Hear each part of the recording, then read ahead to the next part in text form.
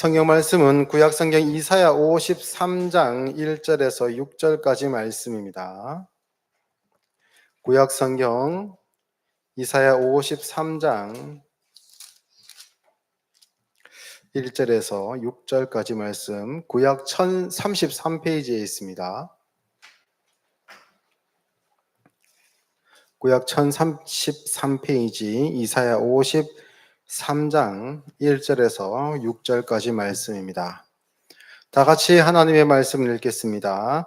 우리가 전한 것을 누가 믿었느냐? 여호와의 팔이 누구에게 나타났느냐? 그는 주 앞에서 자라나기를 연한 순 같고 마른 땅에서 나온 뿌리 같아서 고운 모양도 없고 풍채도 없은즉 우리가 보기에 흠모할 만한 아름다운 것이 없도다. 그는 멸시를 받아 사람들에게 버림받았으며 간고를 많이 겪었으며 질고를 아는 자라.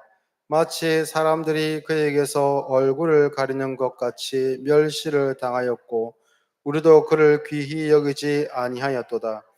그는 실로 우리의 질고를 지고 우리의 슬픔을 당하였거늘 우리는 생각하기를 그는 징벌을 받아 하나님께 맞으며 고난을 당한다 하였노라.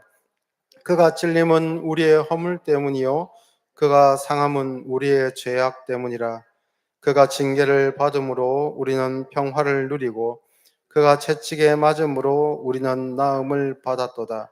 우리는 다 양 같아서 그릇 행하여 각기 제 길로 갔거늘 여호와께서는 우리 모두의 죄악을 그에게 담당시키셨도다. 아멘. 누가복음 15장에 보면 그 집 나간 아들을 기다리는 아버지의 이야기가 등장합니다. 우리가 그 이야기를 보통 탕자의 비유라고 이제 이야기하죠. 그런데 이 집 나간 아들은 외동 아들이 아니었습니다. 그는 둘째 아들이었고 그 위에 형, 맏아들, 장자가 있었습니다. 그 형은 한 번도 아버지의 말을 거역한 적이 없었고 아버지의 재산을 돌보는 일을 감당하기 위해서 집에 있는 일꾼들과 같이 동일하게 똑같이 그러한 삶을 살았습니다. 뭐 밖에 있는 사람들이 그 첫째 아들의 모습을 보면 어떻게 생각을 하겠습니까? 참 효자다. 첫 번째 효자다. 두 번째, 야, 참 사람이 겸손하네. 맏아들이고 주인이 될 것 같으면 직접 나가서 재산을 돌보지 않아도 되고 좀 편하게 살 수 있을 것 같은데 참 저 사람 보니까 양반이고 착하고 점잖고 효도하고 그런 사람이네라고 그의 인성을 칭찬해 줄 것 같습니다. 반면에 둘째 아들은 어떻습니까? 아버님이 아직까지 부친이 살아계심에도 불구하고 어차피 아버지 돌아가시면 유산 물려주실 거니까 저에게 물려주실 유산을 미리 주십시오라고 해서 아버지의 유산을 물려받아가지고 그 즉시 현금화해서 자기가 즐기고 놀 수 있는 그러한 땅으로 이렇게 이제 뭐 도주했죠. 그렇게 했습니다. 그런데 그 두 아들을 우리가 비교해 보면 누구의 손을 들어줍니까 보통? 그 삶의 외적인 모습으로 보면 첫째 아들이죠. 그죠? 둘째 같은 경우에 내 눈에 띄면 이놈 자식하고 이제 한 대 쥐어받고 싶은 게 둘째 아들입니다. 예. 그리고 첫째 아들은 참 칭찬하고 볼 때마다 칭찬하고 그렇게 하고 싶은, 만약에 미혼이라면 우리 사위 삼고 싶기도 하고 뭐 그런 이제 생각이 들 수도 있겠지요. 그런데 성경이 이야기하는 것은 조금 다른 이야기였습니다. 예. 믿음의 관점에서 보면 집 나갔던 둘째 아들이 믿음이 좋은 아들이었습니다. 그리고 아버지 곁에서 늘 아버지를 지켰던 맏아들 같은 경우에 모든 것이 자기의 소유였음에도 불구하고 스스로 노예의 삶을 살았던, 아버지의 사랑 가운데 거하지 못하고 그 영적으로 피폐한 삶을 살았던 그런 사람이 바로 첫째 아들이었습니다. 그래서 겉모습으로, 그 외적으로 드러나는 그러한 삶의 형태로 인해서 그 사람을 신앙에 있어서는 판단할 수가 없습니다. 그러면 여기까지 왔으니까 이 질문을 여러분에게 다시 비틀어서 해보겠습니다. 여러분은 여러분의 삶을 돌아볼 때에 믿음이 좋은 사람입니까? 믿음이 안 좋은 사람입니까? 자, 앞에 제가 이렇게 밑밥을 깔아놨는데도 쉽게 대답하기 힘드실 거죠. 여러분 속으로 한번 생각해 보십시오. '나는 진짜 믿음이 좋은 신앙인이구나.' 아니면 '아니구나.'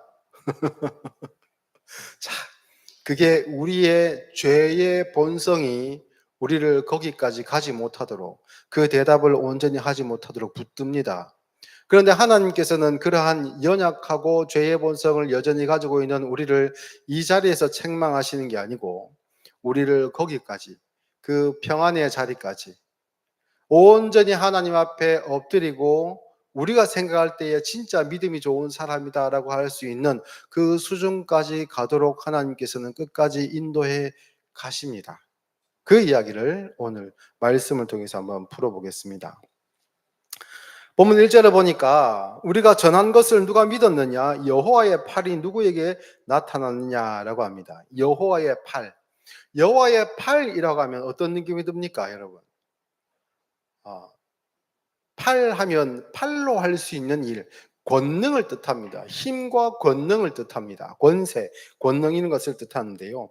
하나님의 힘, 하나님의 권세가 누군가를 통해서 나타났다라고 한다면 그 권능은 굉장히 크겠죠. 모세를 통해 역사하신 하나님께서는 10가지 재앙을 애굽에 내리셨습니다. 당대의 가장 강력한 제국이었던 애굽을 이렇게 이제 굴복시킬 수 있을 정도의 강력한 힘이 있었고, 초자연적인 역사하심으로 홍해를 가르고 건너올 수 있었고, 40년간 광야에서 생활함에도 불구하고 거기서 아사하는 사람이 없었습니다. 굶주리지 않았고 헐벗지 않았습니다. 거기서 생산을 할 수 있을 만한 환경이 아님에도 불구하고 하나님께서 그런 일을 하셨거든요. 그래서 매일매일이 기적의 삶이 되었던 것이 이스라엘 백성들의 역사에 기록되어 있죠. 하나님의 권능의 팔이 나타난다면 그 정도는 돼야 될 거 아닙니까? 그죠? 그 정도가 되거나, 뭐 반석을 쳐서 물을 내거나 병자를 낫게 하거나, 해를 멈추게 해가지고, 그 지구 자전을 멈춘다거나, 뭐 예를 들어서 그런 일들이 나타나는 게 하나님의 권능의 팔이 사용되고 나타날 때 나타나는 현상이 아니겠느냐라는 생각을 합니다. 그래서 많은 사람들은 이 하나님의 권능의 팔이 지금 나타나기를 바라는데, 이사야 선지자가 활동했던 그 당시가 특별히 더 그랬습니다. 이사야 선지자는 기원전 736년부터 해가지고 언제까지 활동했냐면 주전 701년까지 약 35년 정도의 기간 동안에 선지자, 남유다의 선지자로 활동했습니다. 그런데 여러분 참고로 알아두셔야 되는 것이, 남유다와 북이스라엘로 갈라진 그 이스라엘은 이 이사야가 활동했던 그 당시 가운데 있었던 BC 722년에 북아수르에 의해서, 북쪽 이스라엘은 아수르에 의해서 멸망당합니다. 같은 그 무리 안에, 이스라엘이라는 무리 안에 물론 지파가 나누어지고 나라가 갈라지고 왕조가 새로 세워졌다 할지라도 그들은 근본적으로 아브라함의 자손이라는 그러한 마음들이 있었는데 북이스라엘이 멸망당했습니다. 이것은 굉장히 큰 일이거든요. 하나님께서 지키셨던 12지파, 그 12지파를 하나님께서 아브라함의 자손이라고 하시고 그 자손을 통해서 그리스도를 나게 하시겠다는 말씀을 주셨는데 그 중에 10개의 지파가 날아가 버린 겁니다. 심각한 상황입니다. 그리고 아수르는 갈수록 강대해지고 있고, 그리고 예전에 강대국이었던 애굽은 약화되고 있고, 그 가운데 길목에 끼어 있었던 남유다는 정치적으로 애굽의 편에 서야 되는가 아수르에게 순응해야 되는가를 두고 엄청나게 치열한 공방전이 내부로부터도 있었습니다. 그때에 하나님의 권능의 팔이 지금 우리에게 나타날 수 있고, 우리 중 누군가를 통해서 하나님의 능력이 나타난다면 이 모든 어려움을, 이 전세를 역전시킬 수 있지 않겠습니까? 그렇죠? 애굽도 눌러버리고 아수르도 제압해 버릴 수 있는 그런 권능이 나타나기를, 만약에 나타난다면 이스라엘 백성들, 이 남유다의 백성들은 간절히 소망하고 있었습니다. 그때 하나님께서 하나님의 말씀을 전할 선지자인 이사야를 유다 민족들에게 보내어 주셨는데, 하나님의 권능의 팔이 나타날 거다, 그 권능의 팔이 어떻게 나타나는가에 대해서 설명한 것이 오늘 말씀인 53장 1절부터 6절까지의 말씀입니다. 그런데요, 이 이사야 선지자의 이 말씀을 들었을 때에 하나님의 권능의 팔이 나타날 것인데 어떤 모습으로 나타나는가? 연약한 모습, 보잘것없는 모습, 주목받지 못하는 모습으로 나타날 것이라고 그렇게 이사야가 말하니까 지금 생각해 보십시오. 유다 백성들은 어떤 생각을 하겠습니까? 지금 그런 얘기가 중요하나? 아니 지금 아수르가 코앞에 있는데 아수르를 물리치거나 아니면 거기 순응하면 우리가 노예로 사는 거고, 만약 애굽의 손을 잡았다가 아수르가 그것을 분이 여겨가지고 우리가 보복하면 우리가 버텨낼 재간도 없고, 우리가 애굽을 향해서 손을 벌렸는데 애굽이 지원군을 안 보내주면 어떡하냐. 지금 아이고 여호와의 팔이 지금 연한 순 같고 새어나는 뭐 뿌리 같아서 이게 지금 무슨 말이냐. 여호와의 권능의 팔이라면 메뚜기 떼라도 불러오든가 천둥번개라도 치게 하든가 땅이라도 갈라지게 하든가 해야지. 그게 지금 중요한 이야기입니까? 이 선지자님 그런 마음을 가지고 있지 않겠습니까? 충분히 예상 가능하다라고 할 수 있겠죠. 그래서 유다 백성들이 만약 메시아가 등장한다면 강한 군사력, 정치적인 어떤 능력 이런 것들을 가지고 자신들을 보호해 줄 수 있는 그런 지도자가 오기를 바랬을 겁니다. 역사적으로 보면 알렉산더 같은 사람들, 시저 같은 사람들, 그런 사람들이 우리의 메시아가 되었으면 좋겠다라고 하는데 정작 이사야 선지자가 하는 이야기는 어떻습니까? 연한 순 같고 2절 말씀을 볼까요? 그는 여호와의 권능의 팔이 나타나는 그는 주 앞에서 자라나기를 연한 순 같고 마른 땅에서 나온 뿌리 같아서. 여기서 연한 순이라는 것은 어떤 거냐면요. 과일 농사를 지어 보시면 뭐 복숭아 나무나 이 뭐 사과 나무나 이런 걸 키워 보시면 겨울을 지나고 난 다음에 새 싹을 틔웁니다. 싹을 틔우면서 이제 순들이 이제 나무에서 이렇게 새로운 가지들이 나오기 시작하거든요. 그런데 그 나무에 나오는 가지 말고 사방으로 뻗어 있는 뿌리에서부터 올라오는 가지들이 있습니다. 예. 그런 것들이 이제 뿌리에서 올라오는 가지를 통해 가지고 이렇게 이제 뻗어 나가는 거긴 한데, 농사를 짓는 사람의 입장에서 보면 뿌리에서 올라오는 가지는 뿌리로부터 이제 영양소가 올라와서 이 둥치를 거쳐 가지고 가지로 과실로 이렇게 뻗어 나가야 되는 그 영양분을 중간에서 빼앗아 먹는 전혀 쓸모없는 그런 가지거든요. 그래서 그러한 순이 올라오면 잘라 줍니다. 그런 작업들을 농사 짓는 사람들은 다 합니다. 저도 그 작업을 했습니다. 다 잘라내는 것, 쓸모없는 것, 나무로 키울 수 없고 놔두면 영양소를 빼앗아가는 쓸모없는 애들, 제거해버려야 되는 애들. 근데 여호와의 권능의 팔이 그런 모양으로 나타난답니다. 또 마른 땅에서 나온 뿌리 같다라고 하는데요. 여기서 마른 땅은 그 사막, 모래 사막을 이야기하는 것이 아니고 광야, 돌로 된 사막을 뜻합니다. 거기서 뿌리가 어찌어찌 올라왔다고 한다면 보면 아주 간혹 비가 와가지고 잠시 이제 물이 흐를 때 말라있던 씨앗들이 싹을 틔우는 경우가 종종 있습니다. 그럼 그 마른 땅에서 이제 뿌리가 올라올 수 있고 싹이 날 수 있겠죠. 지속될 수 있을까요, 그게? 지속 안 됩니다. 곧 말라버립니다. 생명력이 없어 보인다. 지속 가능하지도 않아 보인다라고 하는 것이죠. 그리고 그 모양이 어떠냐면 고운 모양도 없고 풍채도 없은즉 우리가 보기에 흠모할 만한 아름다운 것이 없도다라고 합니다.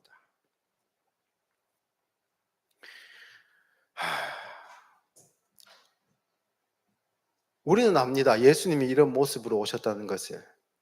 그래서 헤롯의 살해 위협 앞에서 예수님은 자기의 권능으로 헤롯을 물리치신 것이 아니고 약하디 약한 모습으로 부모님의 품에 안겨서 애굽으로 피신을 가야만 했었습니다. 그게 그리스도의 모습입니다.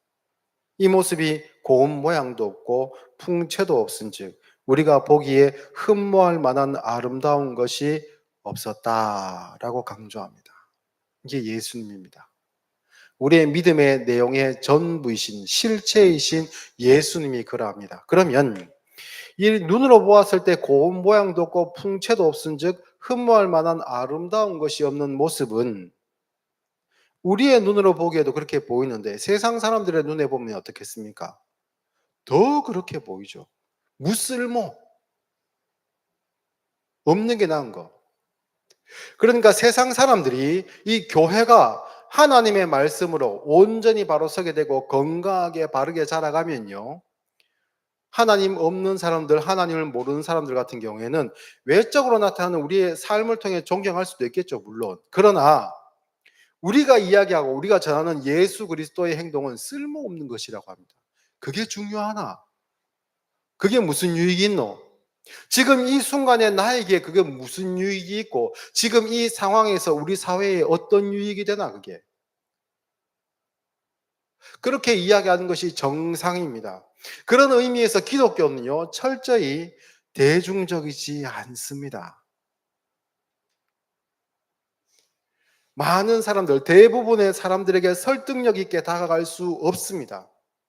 그리고 우리가 진짜 백이 복음을 그분들에게 이야기하고 들려주었을 때에 그분들이 그걸 만약에 정확히 전해 들었다면 우리는 싫습니다. 라고 하는 것이 정상입니다. 그렇지 않고 예수 믿으면 어떻게 되고 예수 믿으면 복 받고 예수 믿으면 이런 복 받고 저런 복 받고 나가도 복 받고 들어가도 복을 받고 떡반죽거리기 복 받고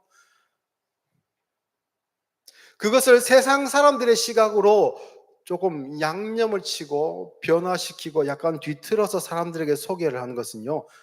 그것은 복음을 변질시키는 것인지 참 복음을 따르는 게 아닙니다. 그런 의미에서 뭐 이게 뭐 그분들한테 들어가지는 않겠지만은 저는 순복음 교회를 너무 싫어합니다. 한국 교회에 끼친 악영향이 너무 크기 때문입니다. 할 수만 있으면 저는 순복음 교단은 이단으로 규정하고 싶습니다. 복음을 타락시켰기 때문에 성도들을 복음으로부터 눈을 가리우고 세상의 욕망을 쫓아 살으라고 뭐 자신들이 그렇게 의도했다라고는 할 수 없다 할지라도 그 결과가 그러하기 때문에 저는 정말 싫어합니다.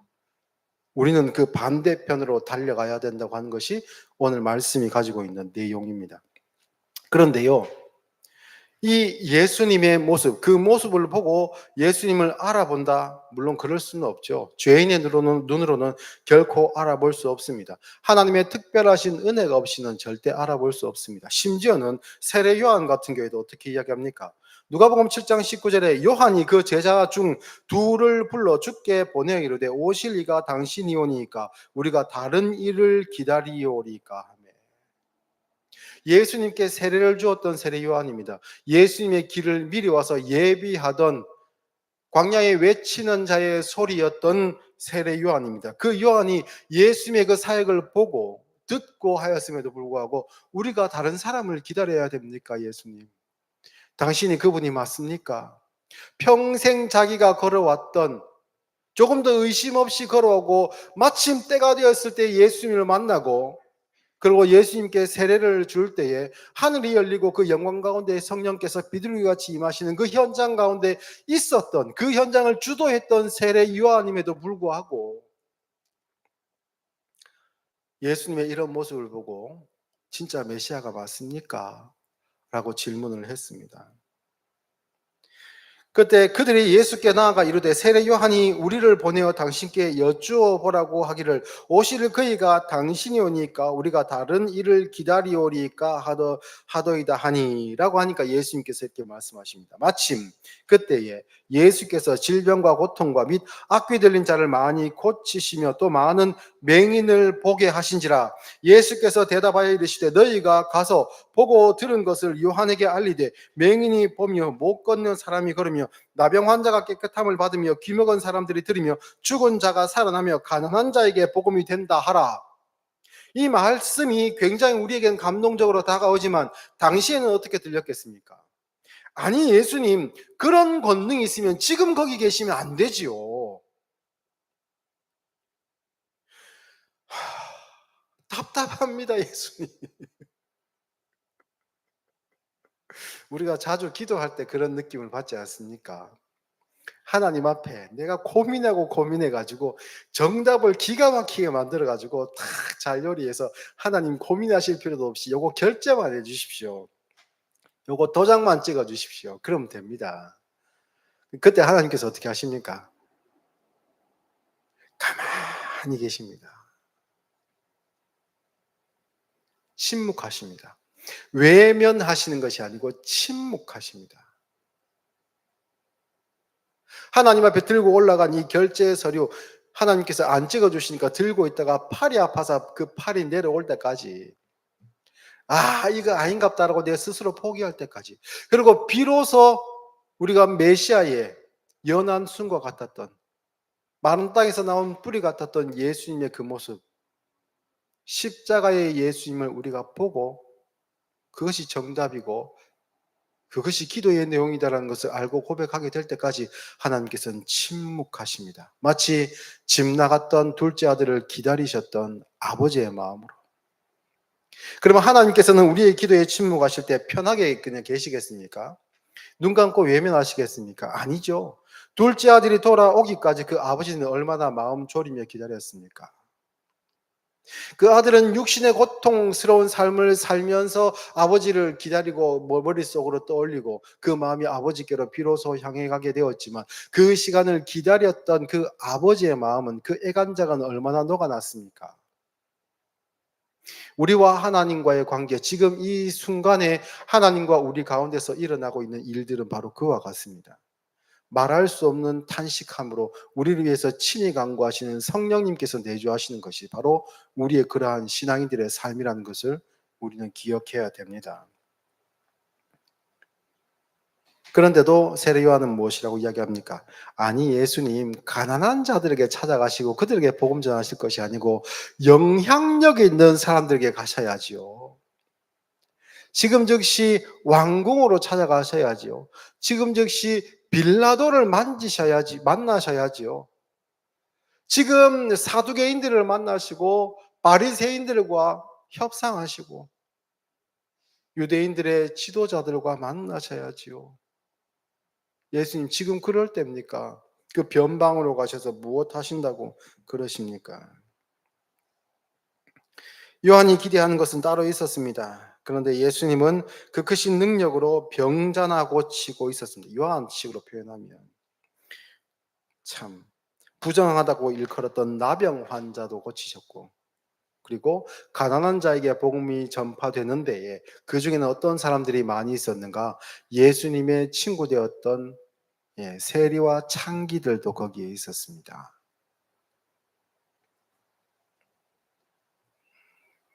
제자들도 이런 궁금증을 가지고 있었습니다. 요한복음 14장 8절에 빌립이 이르되 주여 아버지를 우리에게 보여 주옵소서, 그러면 족하겠나이다.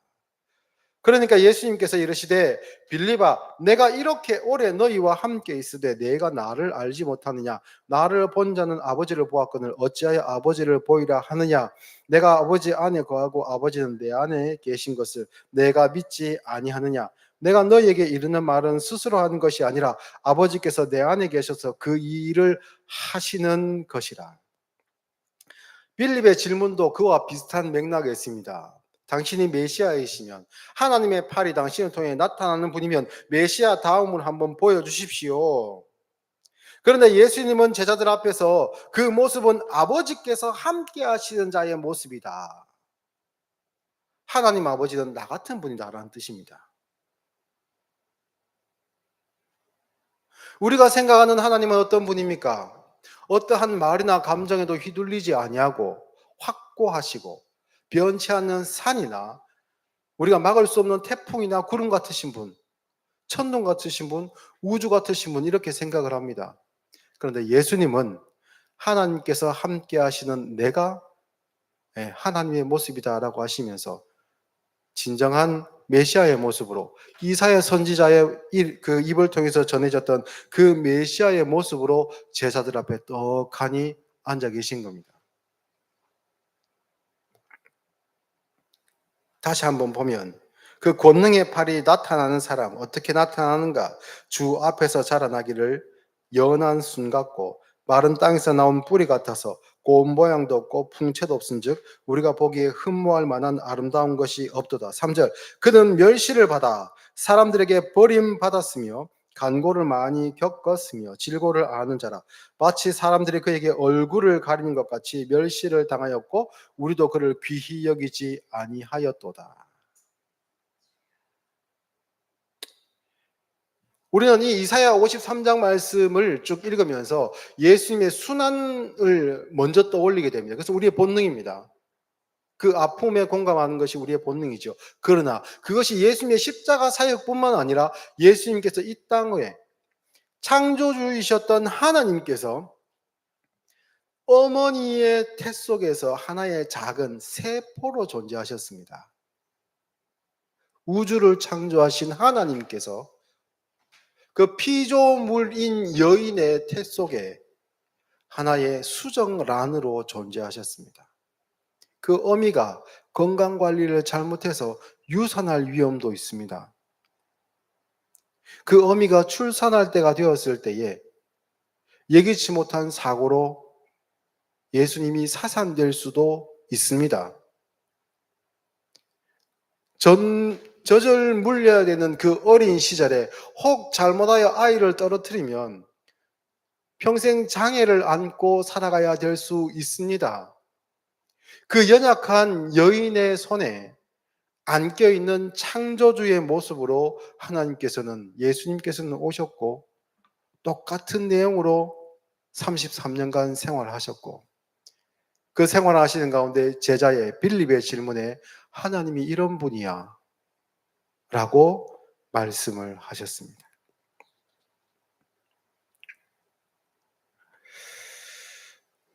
이런 예수님을 실물로 보고 싶으십니까? 청소년기에 저는 예수님을 한번 만나보고 싶었습니다. 실제로 타임머신이 있다면 그냥 상상들을 하지 않습니까? 휙 날아가가지고 오병이어의 기적을 일으키시기 전에 그 현장에 같이 있고 싶었고, 병자를 살리시는 그 순간에도, 나사로를 살리시는 그 순간에도, 심지어는 예수님께서 잡혀가시는 그날 밤에도 그 현장에 있어보고 싶다라는 생각을 했습니다. 물론 그때는 어리니까 만약에 예수님 잡혀가시면 나도 몽둥이를 들어야지 막 이런 생각들도 했었는데, 예수님을 참 보고 싶다 그런 생각들을 많이 했었습니다. 여러분은 예수님 안 보고 싶으십니까? 예, 속으로 대답하십시오. 뭐 겉으로 말씀하셔도 됩니다. 여러분 지금 예수님 보고 계십니다. 이게 뭐 신성모독이 아니고요. 여러분은 예수님을 보고 계십니다. 그리고 옆에 계신 분을 보시면 예수님께서 이런 모습입니다.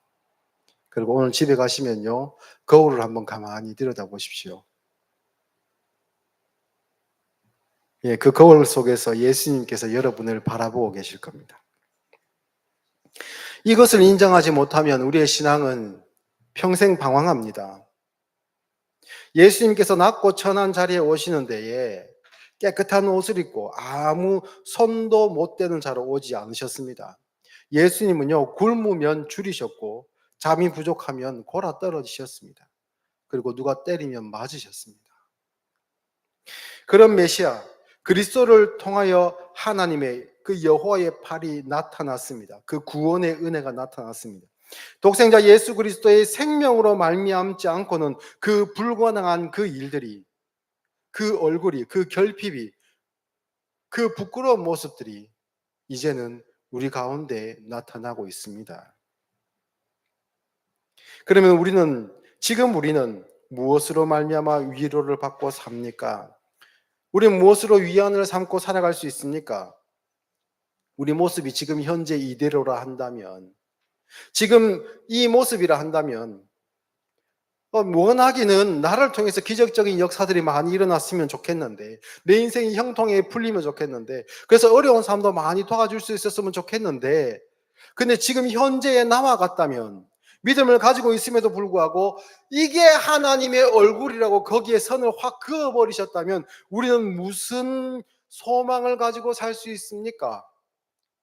지금이 정답이라고 하는데 안 나아져도 된다고 하나님께서 말씀하시는데, 이 실패와 낙심, 한숨과 후회, 절망이 우리 삶의 가해 속에서 연속된다면 우리는 어떻게 신앙생활을 할 수 있습니까? 그래서 이 말씀이 나옵니다. 하박국 말씀, 로마서 말씀, 히브리서 말씀 3번에 걸쳐서 반복되는 말씀이 의인은 믿음으로 말미암아 살리라가 이제 여기 나오는 겁니다.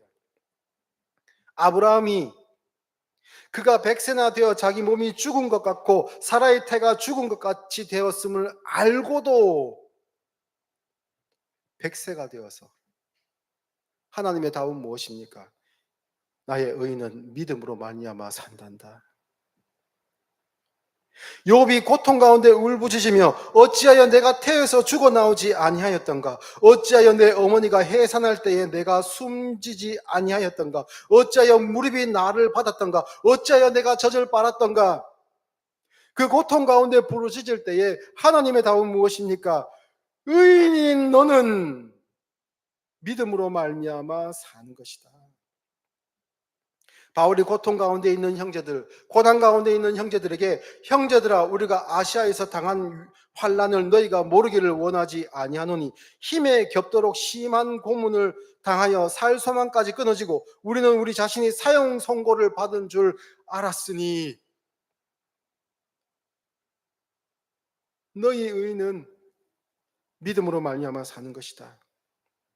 그리고 다윗과 예수님의 부르짖음의 그 현장, 나의 하나님 어찌하여 나를 버리시나이까?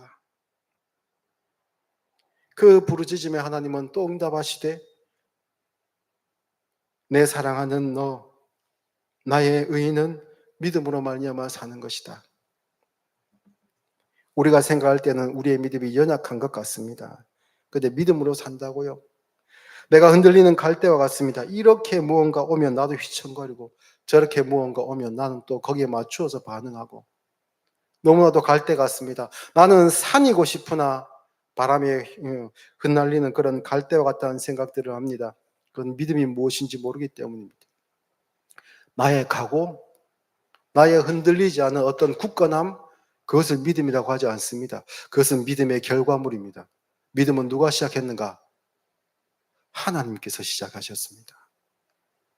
빌립에게 찾아오셔서 나를 본 자가 하나님을 본 것과 같다라고 하셨던 것처럼 고난 가운데 절망하며 신음하였던 그 모든 신앙의 선배들에게 찾아오셔서 내가 여전히 너를 사랑하고 있다라고 하셨던 하나님, 도무지 하나님의 말씀을 듣지 아니하고 귀 기울이지 아니하고 그게 지금 필요합니까? 라는 말씀을 들었던, 그런 이야기를 들었던 이사야 선지자의 그 심정 가운데 찾아오셔서 끝까지 말씀하시고 결국 네가 보기에 나를 알지 못하고 하나님의 권능이 무엇인지 모르는 상태에서 나에게 패역한 저 백성들을 위하여 나는 그리스도를 예비하고 이 답없는 백성들을 내가 끝까지 포기하지 아니하고 하나님의 나라로 인도하여 드릴 것이다 라고 하시는 하나님의 말씀, 그 약속, 그것이 믿음이라고 합니다. 사랑하는 성도 여러분, 하나님 앞에서의 마음이 흔들릴 때가 있습니까? 없다고 하면 그것은 거짓말이겠죠. 저도 마찬가지입니다. 그러니까 믿음은 우리의 상태를 이야기하는 것이 아니고 하나님께서 우리를 어떻게 바라보시고 누구라 규정하시며 어떤 희생을 감수하고서도 내게까지 찾아오셨는가, 하나님이 누구신지 아는 것, 그것을 믿음이라고 합니다. 그래서 이 자리에 계신 분들은 믿음이 무엇인지 알고 믿음이 좋으신 분들이고 하나님이 보시기에 나의 의인이라 할 만한 분들입니다. 꼭 기억하십시오. 꼭 기억하십시오. 그리고 그 힘으로 우리는 신앙생활을 해나가야 됩니다. 제가 오늘 이 말씀을 왜 준비했는가? 연한 숨갖고라고 하면 생각나는 어떤 그 명사가 있지 않습니까? 연한 숨갖고. 네, 새순교회입니다. 우리 새순교회 이름이 여기서 나왔습니다. 그 연순교회 이렇게 하려니까 이상하더라고요. 연한순교회 이렇게 하기도 이상하고, 그래서 새순교회라고 그렇게 했습니다. 신앙생활 함에도 불구하고 뭐 규모가 있는 교회든 그렇지 않은 교회라 하든 뭐 어쨌든 본인이 신앙생활을 한다고 하면서도 그 신앙생활을 하고 있는 믿음의 공동체 가운데서 믿음이 무엇인지 알지 못하고 예수님이 누구신지 몰라서 고통받는 분들이 굉장히 많다는 것을 제가 경험했습니다. 아, 이사야 선지자의 심정이 그러하구나. 그래서 개척을 했고, 그리고 미약하나마 이 복음의 말씀을 나누기를 원하고, 지금 이 시대는 세상을 향하여 복음을 외치기도 하지만 동시에 교회를 향하여 성도들을 향하여서 전도하여야 되는 시대이구나. 그런 생각으로 우리 세순교회가 출발했고 여기까지 왔습니다. 여러분도 전도의 삶을 오해 없이 들으십시오. 전도의 삶을, 믿음의 삶을, 복음의 삶을 살 수 있기를 예수님의 이름으로 축복합니다.